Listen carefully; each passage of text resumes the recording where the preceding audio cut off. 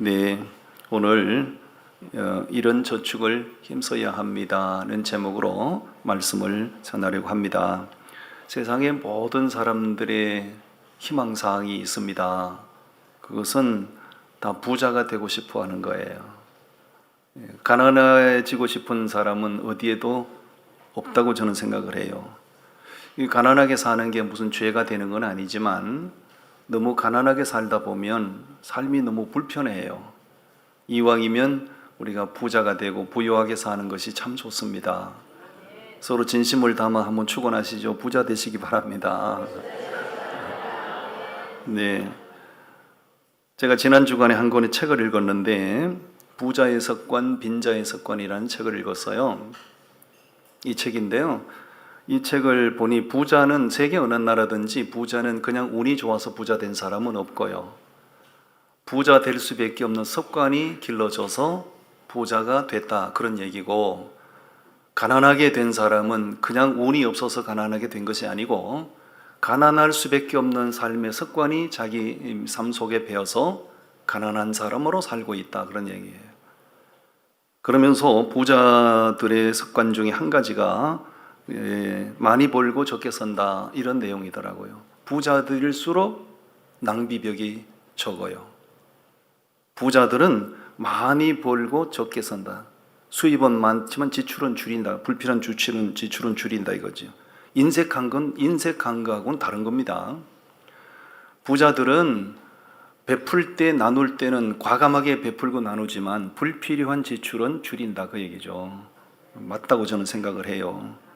그에 비해서 가난한 사람들은 수입은 적은데 지출이 대책 없이 지출을 한다는 거지요. 제가 40년 목회를 하면서 제가 성도들의 삶을 지켜본 바에도 틀리지 않아요. 너무 가난하게 사는 사람들은 수입은 적은데 내가 볼 때 저렇게 써도 되나? 저렇게 살아도 되나 싶을 정도로 지출이 너무 많아요. 그러니까 가난하게 되는 것이죠. 저는 미국 생활하다 온 사람이기 때문에 미국에는 백인들의 삶이 있고 흑인들의 삶이 있어요. 흑인들의 삶, 흑인들을 상대로 이 비즈니스 장사를 하시는 분들은 사회적인 경기가 좋을 때는 흑인들 상대로 장사하면 큰 재미를 봅니다. 왜냐하면 흑인들의 라이프 스타일은 내일이라는 게 별로 없어요. 오늘 수입이 많으면 내일에 대한 대책이 없이 그냥 오늘 다 지출해 버리는 거예요. 경기가 좋으면, 좋을 때는 흑인들 상대로 장사하면 그냥 떼돈을 버는 거예요. 그 사람들은 내일에 대한 대비가 없어요. 내일 경기가 침체가 되고 어려워지면 이제 사회에 자꾸 이제 기대는 거죠. 백인들은 굉장히 치밀하고 백인들은 굉장히 뭐라고 그럴까, 내일에 대한 삶의 대책이 철저합니다. 오늘 우리들은 대책 없이 지출을 하고 대책 없이 마구마구 쓰는 이런 그 라이프 스타일은 저는 옳지 않다고 생각을 하고요. 오늘 어쨌든 뭐 꼭 그 부분만은 아니지만은 우리가 삶을 살아가는 가운데 정말 힘써야 될, 저축에 힘써야 될 그런 영역들이 있어요. 오늘 첫 번째 주제를 띄워드립니다. 우리가 무슨 저축을 힘써야 되는가요? 물질 저축 힘써야 됩니다. 물질 저축. 이거는 개인도 마찬가지예요. 가정 경제도 마찬가지예요. 국가 경제도 마찬가지입니다. 자, 말씀을 몇 구절 좀 같이 읽으시겠습니다. 46절부터 같이 봉독합니다. 시작. 요셉이 애굽 왕 바로 앞에 설 때에 30세라. 그가 바로 앞을 떠나 애굽 온 땅을 순찰하니 7해 풍년에 토지 소출이 심히 많은지라. 요셉이 애굽의 땅에 있는 그 7년 곡물을 거두어 각 성에 저장하되 각 성읍 주위의 밭에 곡물을 그 성읍 중에 쌓아두매 쌓아둔 곡식이 바닷모래같이 심히 많아 세기를 거쳤으니 그 수가 한이 없음이었더라. 여러분, 요셉의 이야기입니다. 요셉이가 애굽 땅에 팔려갈 때 나이가 10대 청소년이었어요. 근데 지금 46절에 보면 그 요셉이, 팔려갔던 요셉이가 나이가 30세가 됐어요. 30세가 된 요셉이가 애굽, 그 당시는 이집트 제국 시대입니다. 그 대제국을 다스리는 국무총리가 된 거예요. 이건 애굽이 요셉이가 실력으로 된 건 아니고 하나님의 계획 속에서 하나님께서 하신 일로 저는 생각을 합니다. 하나님이 그를 높이신 거예요. 어쨌든 요즘 우리 여러분 자녀들 30대 자녀를 두신 분들 보면 철이 있나요? 대책이 없죠. 30대 우리 사회를 살아가고 있는 30대 청년들을 보면 아무런 대책이 없어 보여요. 그에 비해서 요셉이는 나이가 30세가 됐는데 대이집트 제국을 통치하는 국무총리가 된 거예요. 물론 하나님이 그렇게 하신 거지만 그것도 놀랍지만은 요셉이가 통치할 때 7년 동안 이집트 제국이 큰 풍년이 들었다는 거 아니에요? 풍년이 들면 여유가 있어집니다. 여유가 있어지면 사람의 마음의 긴장이 풀어질 수가 있어요. 그냥 많은 것을 얻었으니 마음대로 서자, 그렇게 낭비 정책을 펼 수도 있는데 요셉이 그렇게 안 했다는 거지요. 7년 동안 우리 이집트 제국에 이렇게 풍년이 들게 하시고 많은 것을 거두어들이게 하셨는데 흉년의 때를 대비해야 된다. 7년 흉년이 들었지만 7년 흉년이 들지 않겠는가 대비해야 된다는 거죠. 그래서 곡식을 저장했더니 그 수가 무지무지 많았다는 거지요. 49절에 그 수가 한이 없음이었더라. 그런데 말씀 오늘 주 후반부에 가서 읽어보면 불행하게도 7년 동안 흉년이 밀려왔다는 거 아니에요. 만약에 풍년이 들었을 때 저축을 하지 않았더라면 7년 흉년이 닥쳐왔을 때 어떻게 국가 경영을 할 수 있었을까요? 저는 이 요셉이를 우리나라의 경제부처 장관으로 초대해서 세우면 참 좋겠다, 이런 생각을 해봅니다. 이 요셉의 이 통찰력, 7년 이후를 내다보는 이 요셉의 통찰력, 그리고 적절한 경제정책, 정말 대단한 인물이었다라고 생각을 해요. 할렐루야. 이러한 요셉의 이 현명한 경제정책, 통찰력 있는 경제정책을 펼치는 모습을 보면서 이것을 우리 개인에게 적용을 시키고 우리 국가 경제에 적용을 시키면 어떻게 될까요? 있을 때 내가 가진 것을 귀한 줄 알고 뭐 좀 많이 얻었다 해서 긴장을 풀지 말고 항상 우리가 아낄 줄 알아야 되고 저축하는 습관을 길러야 됩니다. 요즘 MZ세대들을 보면 아끼는 거, 저축하는 거, 내일에 대한 대비 이런 게 거의 보이지 않아요. 뭐 세대 자꾸 꼰대 소리 듣는지 모르겠지만은 저는 가난한 시절을 너무 거쳐와서 그런지 뭘 하나님께서 뭘 내게 주시면 그것을 쓸 때는 쓰지만 이렇게 자꾸 저축을 하려고 하는 거죠. 내일에 대한 삶의 대책이죠. 요즘 MZ세대를 보면 그렇지 않잖아요. 모은다, 저축한다는 데 대한 별로 관심이 없죠. 놀러 다니고 여행 다니고 그냥 웰빙 인생 즐긴다는 거잖아요. 이런 라이프 스타일은 맞지 않아요. 우리는 불필요한 지출은 줄여야 되고요, 저축하는 습관을 기르셔야 됩니다. 아멘. 여러분, 우리나라 국가 채무가 얼마나 된다고 생각하시나요? 우리나라 국가 채무가 얼마나 될까요? 기획재정부에서 4년 전에 내놓은 통계표를 보여드리겠어요? 4년 전의 통계표입니다. 기획재정부에서 내놓은 통계표니까 이게 속이는 거 아니에요. 우리나라 국가 부채가 2200조를 돌파하고 있어요. 2200조니까 뭐 감이 안 잡히시죠? 국가 빚이 이만큼 늘어나고 있다, 그 얘기입니다. 개인 부채, 기업 부채 모든 것을 다 합산하니 4년 전에 이미 2200조를 돌파한 거죠. 그럼 4년이 지났으니까 이게 줄어들었을까요? 더 늘었을까요? 엄청나게 늘었죠. 이거를 좀 더 세부적으로 환산하니 국민 1인당, 아이들 다 포함해서요, 국민 1인당 빚을 얼마나 짊어지는가? 2,800만 원씩 빚을 짊어지는 거예요. 그럼 4인 가족이면 그 가정의 빚이 얼마입니까? 1억이 넘어가는 거예요. 옆 사람 출근하세요. 가족이 몇 명인가요? 물어보지. 호구조사 하세요. 저는 우리 부부가 살고 아들 출가했고 딸 출가해서 하니까, 그럼 뭐 저희 부부만 우리 두 사람 빚만 해도 지금 5천만 원이 넘는 거예요. 이걸 누가 갚죠? 어떻게 갚죠? 이 빚을 갚을 대책이 보이나요? 전혀 보이지 않죠.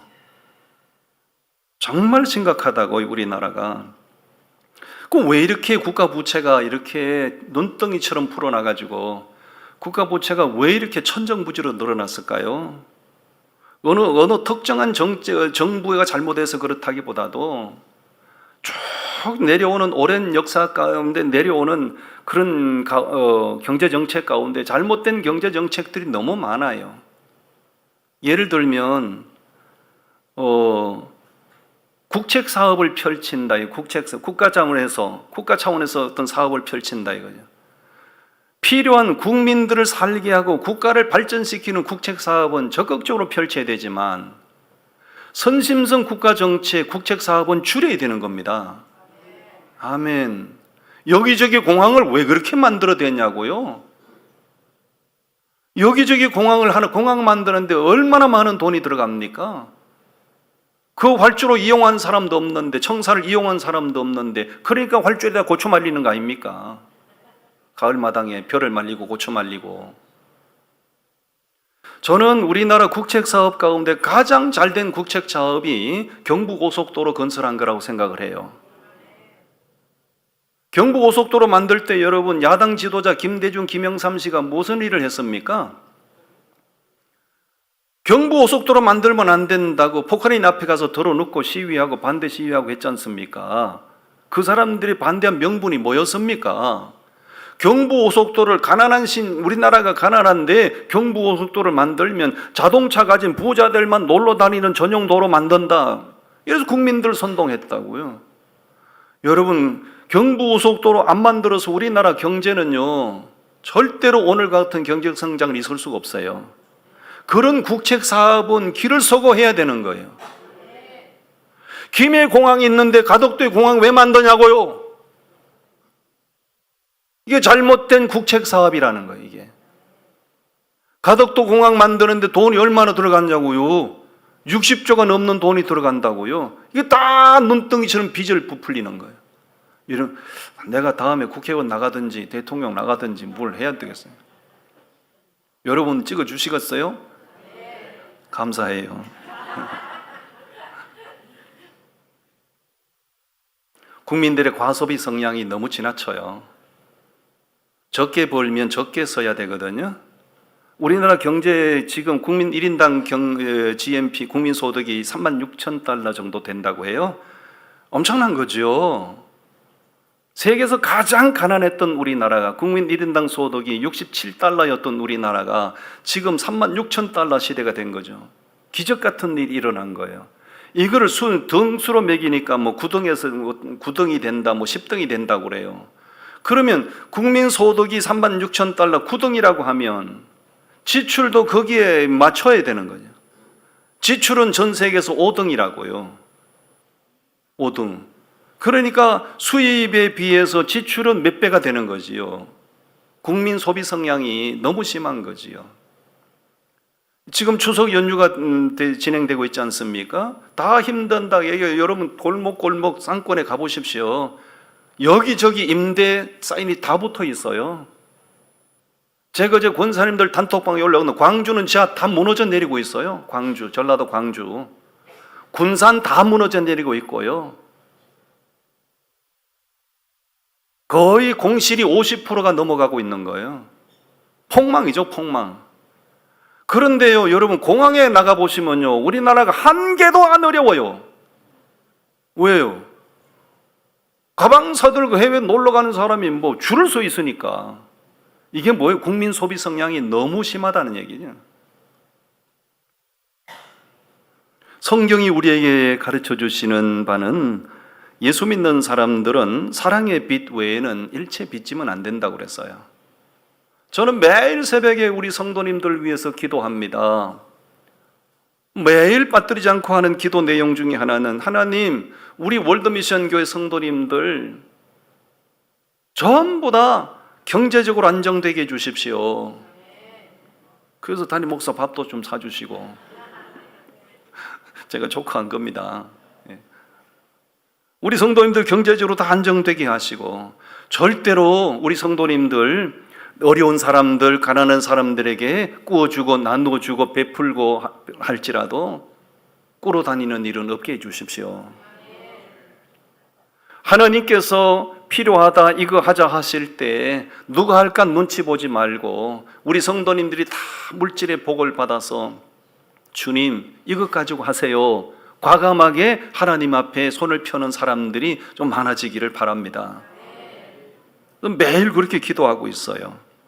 여러분 구워줄지라도 꾸러 다니지 마십시오. 서로 출근하세요. 서로 출근하세요. 구워줄지라도 꾸러 다니지 마세요. 아멘입니까? 가난하면 꾸러 다닐 수밖에 없잖아요. 복을 받아서 여유가 있어야 구워주며 살지요. 여러분 우리는 개인도 그렇고 가정도 그렇고 국가도 그렇고요, 이 물질 경제 정책이 잘 펼쳐져야 됩니다. 물질 허비하지 말고, 저는 그래서 이렇게 국민들이 다 어려운데 뭐 10만 원, 20만 원 그 소비 쿠폰 그거 막 나눠주는 거 그거 대책이 아니라고 생각해요.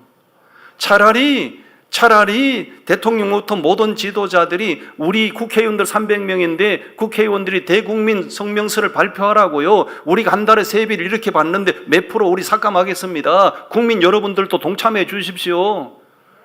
우리 허리띠 졸라 매십시다. 그럼 저부터 동참하겠어요.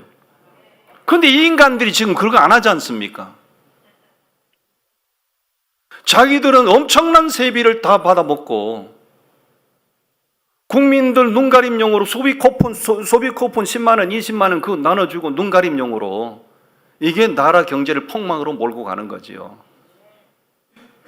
우리는 개인도 가정도 국가도 물질 경제 정책, 물질 저축 힘쓰고 경제 정책 똑바로 서야 됩니다. 우리 기도 많이 하십시다. 할렐루야. 두 번째 우리가 저축을 힘써야 될 영역이 있어요. 그게 뭐냐면 기도 저축입니다. 예수 믿는 사람들은 기도 저축을 많이 힘써야 돼요. 시편 32편에서 말씀을 봅니다.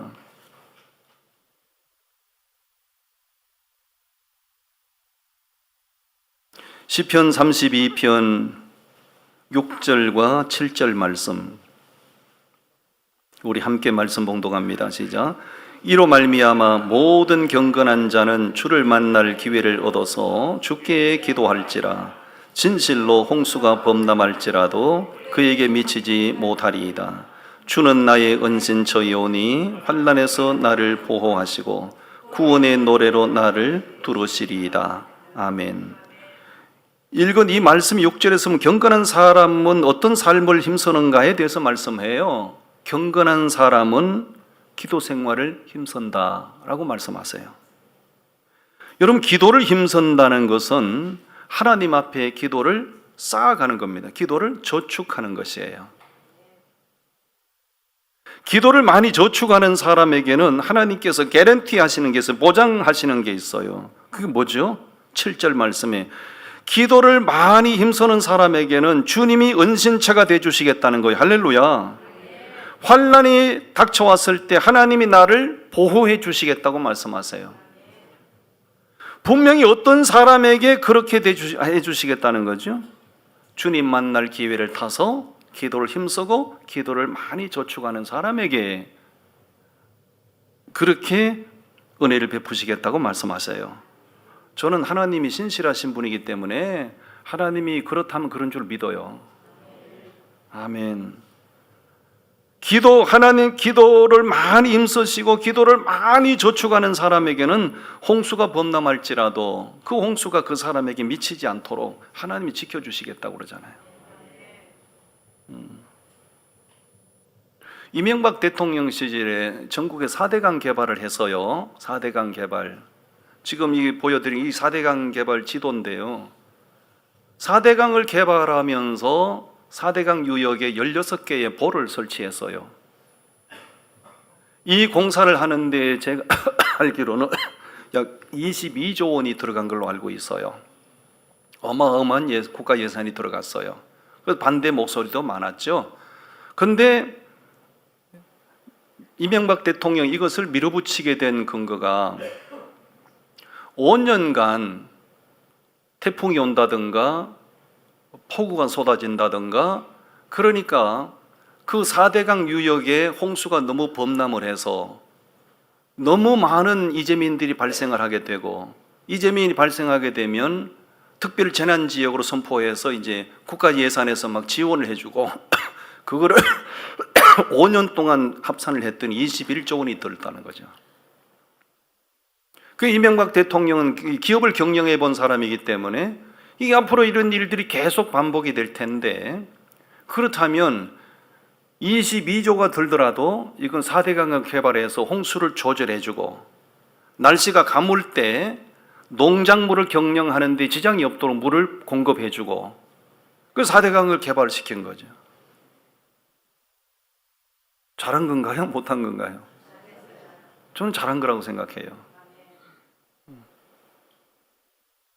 여러분, 뭔가가 이렇게 눈 가리고 아웅식으로 그렇게 하지 말고, 이렇게 홍수가 질 때 그 홍수를 잘 조절해주는 그런 노력이, 시설이 필요한 것처럼 우리 인생이 그렇게 늘 꽃길만 걸어가는 거, 우리 희망사항이지 실제로 우리 삶은 그렇지 않거든요. 예상하지 못했던 고난이 닥쳐오고 엄청난 폭풍이 밀려올 때가 많이 있어요. 그때는 우리가 하나님의 도우심이 필요해요. 그럴 때 하나님 앞에 SOS를 칠 때, 하나님 도와주십시오 할 때, 하나님께서는 평소에 기도 저축을 많이 해놓은 사람에게 은신처가 되주신다는 거죠. 아멘. 옆 사람 출근해서 기도 저축 좀 많이 하세요. 뭐 새벽 기도도 좀 나오시고 철야 기도도 좀 나오시고, 기도하는 시간에 빠지지 말고 경쟁하듯이 좀 나오셔서 기도 저축을 많이 하십시오. 은행에 돈을 많이 넣어 놓은 사람은요, 제가 IMF 때 같은 노회 목사님 한 분이 계셨는데, 그때 모든 사회가 많이 어려웠죠. IMF 때 그 목사님이 저를 데리고 은행을, 그 당시에 서울 성산 마포구에 있는 국민은행 모 지점을 따라갔는데, 이분이 들어가니까, 이 목사님이 들어가니까 지점장이 달려 나오시더군요. 지점장이 직접 달려 나오셔가지고 안내를 해서 지점장실로 바로 직행 안내를 하더라고요. 나는 그것이 알고 싶다. 이분 평소에 내가 아는 노회에서 잘 아는 목사님이신데, 이 목사님을 왜 지점장이 달려 나오셔가지고 그게 지점장실로 그렇게 특별 안내를 하는가. 나중에 알아봤어요. 그린벨트 땅을 사놨는데 그게 특별 보상을 받아가지고 그 당시에 매덕 보상을 받았는데 그 지점에다가 저금을 해놨다는 거예요. 그러니까 이분이 떴다 하면 지점장이 달려 나오시는 거예요. 근데 내가 가니까 지점장 안 나오시더라고. 왜? 그분은 수억을 저금해놨고 나는 땡전 한 푼 없어. 무슨 얘기인지 알아들으세요? 우리가 하나님 앞에 기도 저축을 많이 해놓으면 하나님도 우리를 VIP로 대접하신다고요. 한 개도 기도 저축을 안 해놓으면 하나님께서 우리를 절대로 VIP 대접 안 하시죠. 기도 저축을 많이 하십시오. 할렐루야. 기도 저축을 하고 배후에 기도가 많은 사람은 절대로 잘못되지 않아요. 절대로 잘못되지 않아요. 여러분, 그림 세계적인 명화 가운데 기도하는 손이라는 그림이 있어요. 잘 아시죠? 이게 그림의 제목이 가장 아름다운 손이에요. 세상에서 가장 아름다운 손. 제목이 그렇습니다. 이 그림을 누가 그렸는가? 독일의 유명한 화가인 알베르트 듀이러가 그린 그림이에요. 이 그림을 왜 그렸는가? 알베르트 듀이러가 절친한 친구가 있었는데 두 사람이 다 화가의 꿈을 꾸고 있었어요. 그런데 가정 환경이 너무 불우해요. 야, 나도 화가 되고 싶고 너도 화가 되고 싶은데 가정이 너무 가난하니까 우리 화가 되기 힘들겠다. 정말 그림 그리고 싶은데. 그래서 친구가 서로 얘기했다는 거야. 야, 그러면 우리가 한 사람씩 서로 먼저 그림 공부할 수 있도록 뒷바라지 해주기로 하자. 너무 친한 친구니까. 그래서 알베르트 듀이러가 먼저 화가 공부를 하게 되죠. 한 친구가 열심히 돈을 벌어서 뒷바라지 해줘요. 듀이러는 드디어 유명한 독일의 화가가 됐잖아요. 듀이러가 자기 뒷바라지한 친구 보고 이제는 자네가 공부할 차례네. 그런데 친구의 손을 보니 자기 뒷바라지 하느라고 손마디가 다 굵어 있어서 그림 공부를 할 수 없게 된 거지. 그 친구의 손을 보면서 너무 가슴이 아프고 눈물을 흘리면서 내가 자네의 손을 내가 그리겠다. 그래서 그린 그림이에요. 세상에서 가장 아름다운 손. 이 얘기를 하는 까닭이 뭐냐면 배후에 누군가가 나를 위해서 기도를 심고 누군가가 내 배후에서 나를 위해서 기도하는 사람이 많으면, 기도가 많이 쌓이면 그 사람은 절대로 잘못되지 않는다, 그 얘기죠. 저는 우리 교회가 하나님을 감동시키는 교회가 되기를 바란다면 저도 기도 많이 하고 여러분 중직자 여러분들 기도 많이 하셔야 됩니다. 기도가 심어지고 기도가 쌓여지면 우리 교회를 통하여 하나님은 놀라운 일을 하실 거예요. 여러분의 자녀들이, 여러분의 가정이 정말 잘 되기를 바라십니까? 간절히 무엇인가가 이루어지기를 원하는 바가 있나요? 그러면 요행으로 바라지 마시고 하나님 앞에 기도를 심으세요. 경건한 사람은 주님 만날 기회를 만들고 기도를 많이 힘쓰고 기도를 저축할 때 하나님께서 은신처가 되어주시고 환난이 닥쳐오더라도 보호자가 되어주신다고. 할렐루야. 기도 저축 많이 하시기를 바라요. 마지막 세 번째 주제입니다. 우리가 정말 저축해야 될 것은 뭐냐면 선한 삶을 많이 저축하셔야 됩니다. 선한 삶을 많이 저축하셔야 돼요. 디모데전서 6장에서 말씀을 봅니다. 디모데전서 6장 18절과 19절을 함께 봉독하시겠습니다. 18절 19절 시작. 선을 행하고 선한 사업을 많이 하고 나눠주기를 좋아하면 너그러운 자가 되게 하라. 이것이 장래에 자기를 위하여 좋은 틀을 쌓아 참된 생명을 취하는 것이니라. 아멘. 선한 일을 많이 행하고 선한 사업을 많이 하고 나눠주기를 인색하지 않을 때 그것은 절대 헛되지 않고 장래에 자기가 설 수 있는 틀을 쌓는 것이 된다고 말씀해요. 여러분, 선한 일을 많이 힘쓰십시오. 재물에 대해서 우리가 가져야 할 태도는 재물에 절대 노예가 되지 말고, 재물에 대해서 인색한 사람 되지 말고, 선한 사업에 좀 과감하시고 나눠주는데 절대 인색하지 말고. 아멘. 무슨 공사든지 당장 무슨 그렇게 결과를 바라보고 임기응변식으로 그렇게 하지 말고 꾸준히 내가 주의 이름으로 선을 베풀고 선한 일을 힘쓸 때 그것은 차곡차곡 기초가 다져져서 결국은 다져진 그 기초 위에 내 인생이 세워진다, 그 얘기입니다. 아멘. 요즘 사람들은, 요즘 아이들을 보면 이 패스트푸드에 너무 길들여져 있어요. 패스트푸드 그냥 쉽게, 요즘 젊은 세대들도 마찬가지예요. 그냥 된장찌개든 뭐든 이렇게 손수 그렇게 만들어서 먹을 생각하지 않고 그냥 집 앞에 가면 그냥 짜장면 그릇이 수북하고 짬뽕 그릇이 수북하고 매일 내 집을 오르다 내리다 보면 야, 이 집은 식구가 몇 명인지 내가 뻔히 알고 있는데 그냥 쿠팡이 그냥 1층, 2층, 3층으로 쌓여. 쿠팡으로도 모자라가지고 로켓 뭐 있잖아, 로켓 배송인가, 그게 막 3단 4단은 막 쌓여. 그러면 그 집에 뻔하잖아요. 문제가 있죠. 뭐 남의 사생활을 제가 그렇게 간섭하는 건 아니고 문제가 있죠.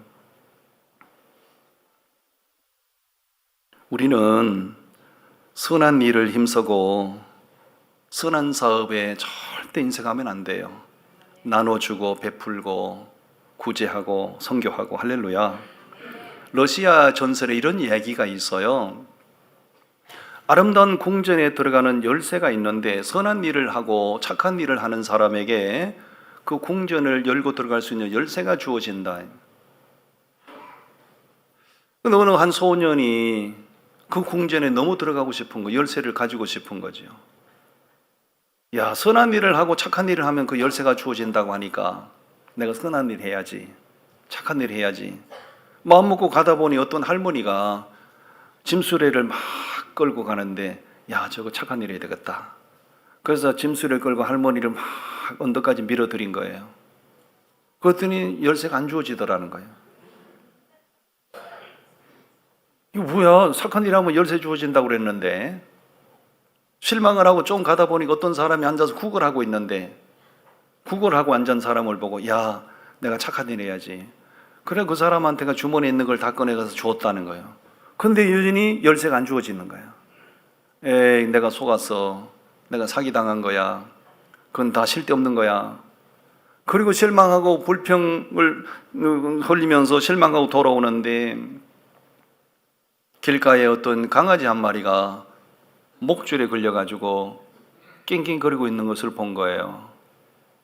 자기도 모르게 달려가서 강아지 목줄을 풀어준 거예요. 그때 천사가 짱 하고 나타나더니 아름다운 궁전에 들어가는 열쇠를 주더라는 거죠. 소년이 물었어요.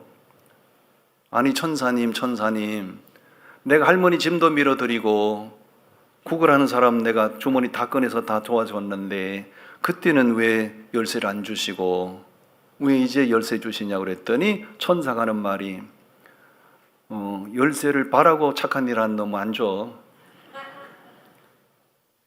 네 할머니 밀어드린 거는 네 열쇠를 받을 생각으로 밀어준 거잖아. 구걸하는 사람 도와준 거는 네 열쇠를 받을 생각에 구제한 거잖아. 어떤 결과를 기대하고 대가를 바라고 선한 일을 하는 사람에게 주는 열쇠가 아니고. 근데 네가 목줄에 걸려있는 강아지를 살려준 거는, 그거는 결과를 바라고 한 게 아니잖아. 그게 진짜 선한 일이야. 그 열쇠는 네 거야. 그랬다고 하는 전설 따라 삼천리 같은 이야기가 러시아에 있다, 그 얘기입니다. 우리에게 준 메시지가 있죠. 우리가 선한 일을 많이 해야 되지만 대가를 바라고 선한 일을 하는 거, 그건 나쁘진 않지만 그게 썩 아름답지는 않습니다. 어떤 대가를 바라고 어떤 결과를 바라고 선한 일하고 착한 일을 하는 거는 그건 선한 일이라기보다는 투자겠죠. 투자.